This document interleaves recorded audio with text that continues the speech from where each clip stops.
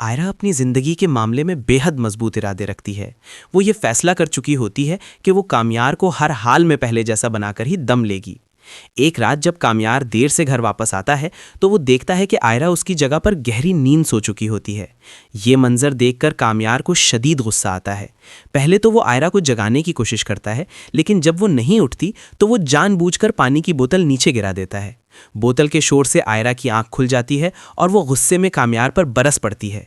इस पर कामयार जवाब देता है कि मुझे भी बिल्कुल ऐसा ही महसूस होता है जब मैं सो रहा होता हूं और तुम शोर मचा रही होती हो। इसी बात पर आयरा और कामयार के दरमियान तल्ख नोकझोंक शुरू हो जाती है।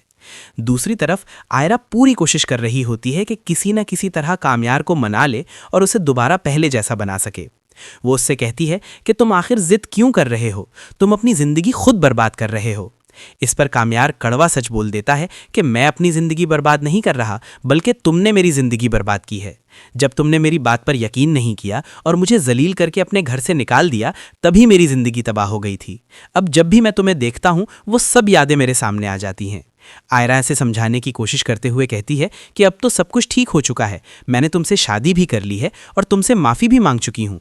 लेकिन कामयार साफ लफ्ज़ों में कहता है कि सिर्फ माफ़ी मांग लेने से सब कुछ ठीक नहीं हो जाता। मेरा दिल अब पहले जैसा नहीं रहा और मैं खुद को बर्बाद कर रहा हूँ।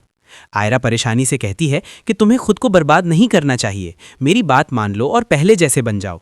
लेकिन कामयार जवाब देता है कि अब कुछ भी पहले जैसा नहीं हो सकता। मैंने खुद को तुम्हारे लिए बदला था, अब दोबारा खुद को नहीं बदल सकता। अगर मैं फिर से पहले जैसा बन गया और तुमने मुझे दोबारा छोड़ दिया तो मैं जिंदा नहीं रह पाऊंगा, इसीलिए मुझे ऐसा ही रहने दो। कामयार की बातें सुनकर आयरा बुरी तरह टूट जाती है।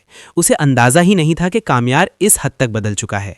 अब आयरा के लिए उसे पहले जैसा बनाना इंतहाई मुश्किल हो जाता है। इस घर में सिर्फ कामयार की दादी ही आयरा से ठीक तरह बात करती हैं, बाकी कोई भी उससे बात नहीं करता।